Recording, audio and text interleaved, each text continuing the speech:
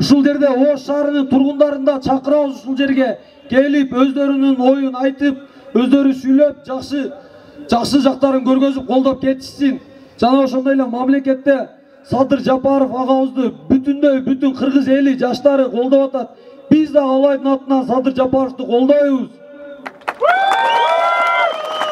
Өлкөбүздө тынчтык болсун. Мына бизге окшогон жаштар калыс сүйлөп, калыс жүрүп, калыстыкка чечебиз келечегин тугандар.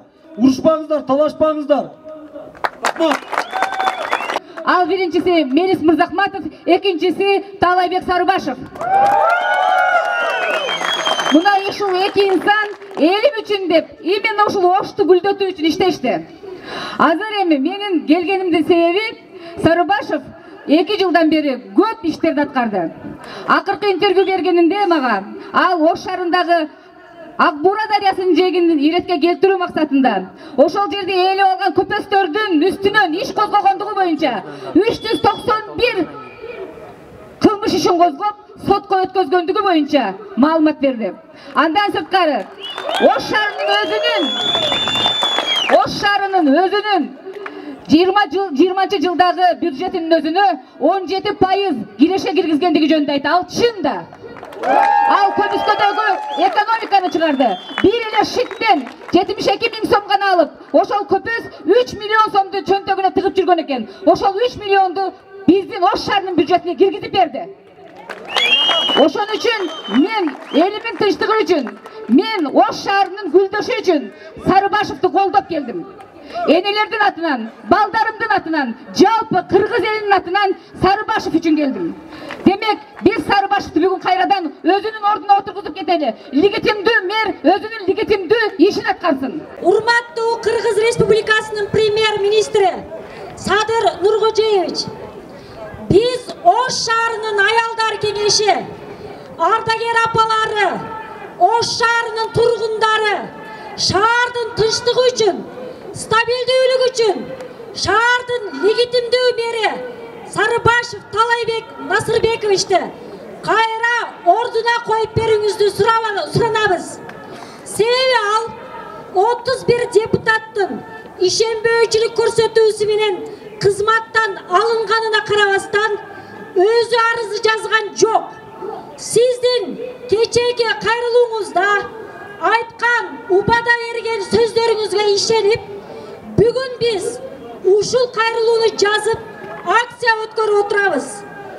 Мүмкүн болсо, тез аранын ичинде сиздин туура, акыйкат, чыныгы элдин премьер-министри катары жооңузду күтөбүз.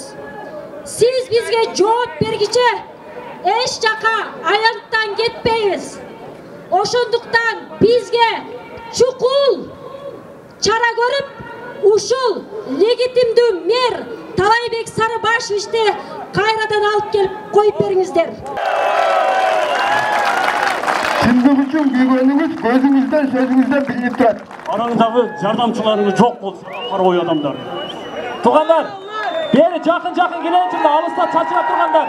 Талай Насырбекович келет, тосаңыздар.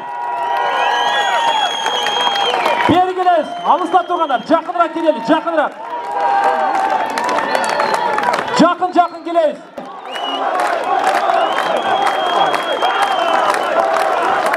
Ортаны ачабыз.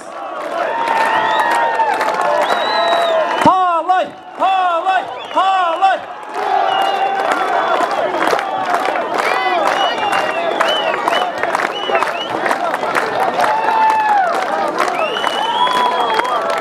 Жакыныраак келебиз, алыста тургандар. Талай! Элдик мэр!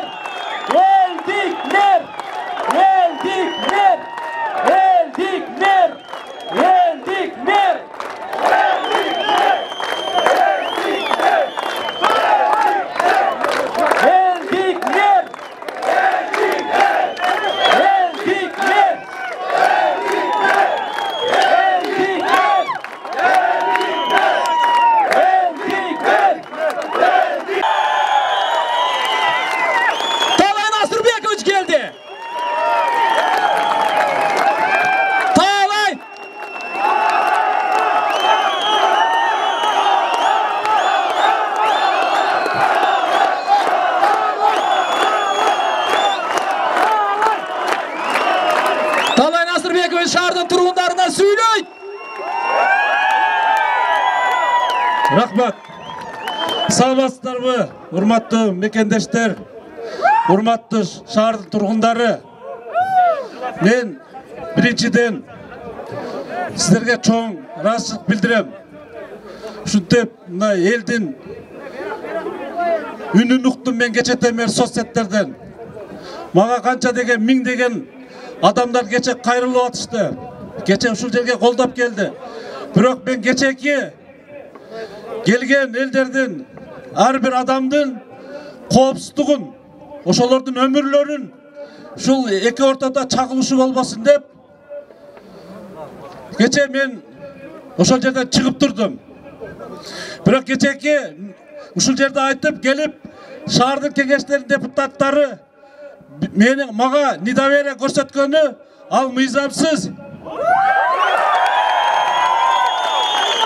Bundan iki ay murun mizam çekinde alar menin atçotum ugup maga kanattandırarlık degen basın berişken.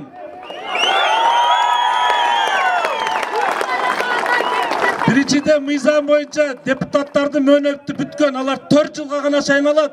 4 yıl degen mönöttü bütken alardıkı. Geçe mizamsız işke barıştalar. Ошон үчүн мен сиздердин кечеки келген элдин коопсуздугун дагы бир жолу кайталайын. Сактап мен кече ошол кадамга барып турдум. Мен бирок толук мыйзамга ишенем. Мен канча деген ушул революцияларда мен дагы болгонмун. Мени алай жеринде аким кылабыз дегенде мен 2 революциядан отказ бергенмин. Келген элдин коопсуздугун дагы бир жолу кайталайын. Сактап мен кече ошол кадамга барып турдум. Мен бирок толук мыйзамга ишенем. Мен канча деген ушул революцияларда мен дагы болгонмун.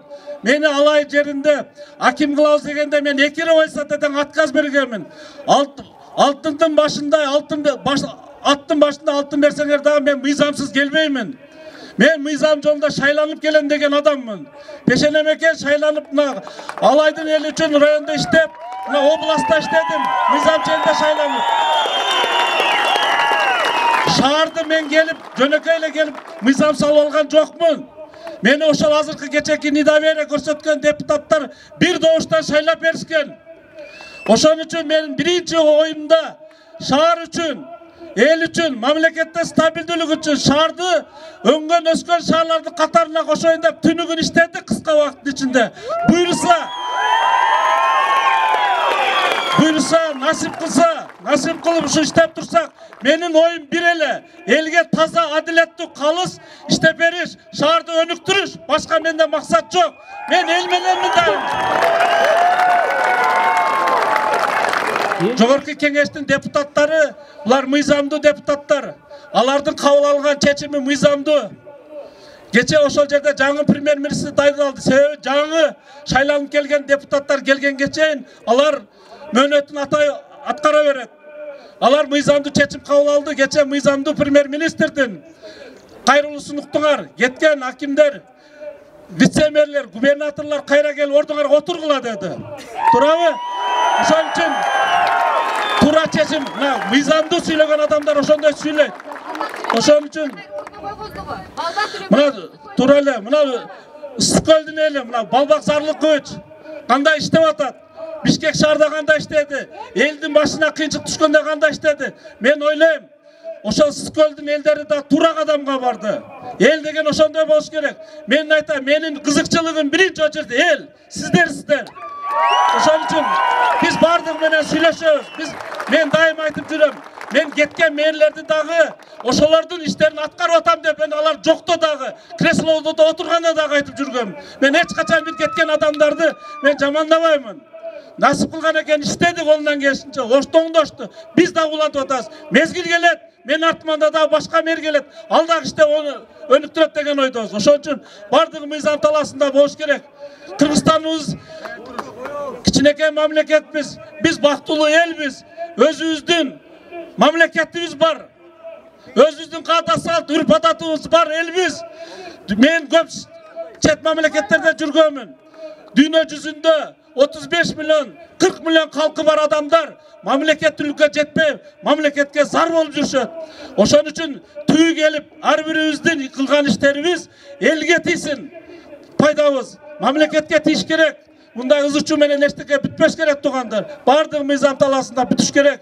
Кудай буйруса мына мен бардыгын мына жерде турган, ичинде турган балдарга да кайрылам. Мен кече ушу элдин коопсуздугун ушулардын бир жеринен кан чыкпаса экен деп туруп, мени колдоп келген балдарды, сыртта турган адамдардын бардыгынын коопсуздугун эстеп, мен өзүм жакшына кылып, да отуруп тургула дедим. Азыр мен ошо ичинде отургандарды да айтып коем. Мыйзамдуу чыгып турушсун. Мына жақында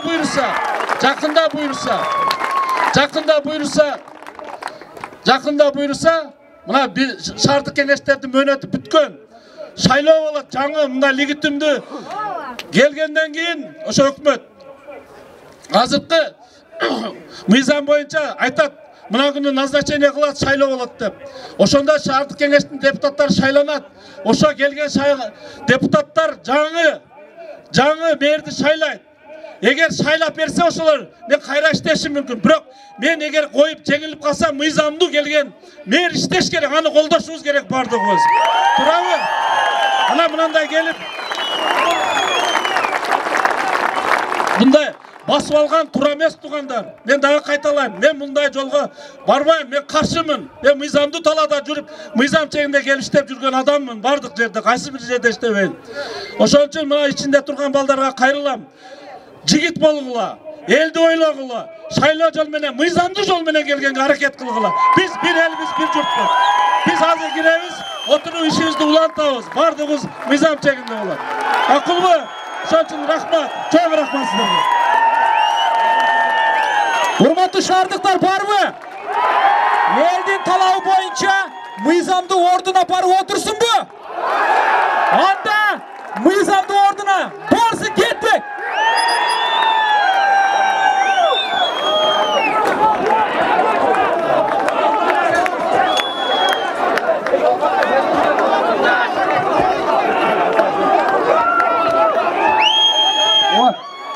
Урматтуу жигитмин дегендер, мыйзамдуу жол менен жол бошотукла. Элдин бизге эң биринчи элдин коопсуздугу керек.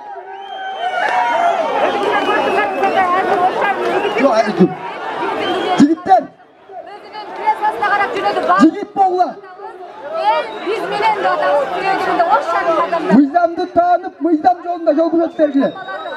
Бүт бардыгыбыз аялдар, биз бардыгыбыз Сарыбашкы келип отуруп, ишин жумушун кайрадан улантышып калайбыз. Мына келдим баары кетип атат. Урматтуу достор, элдин коопсуздугун ойлогула. Эч нерсе талкаланбасын, мародерство болбосун. Тартипти сактаңыздар.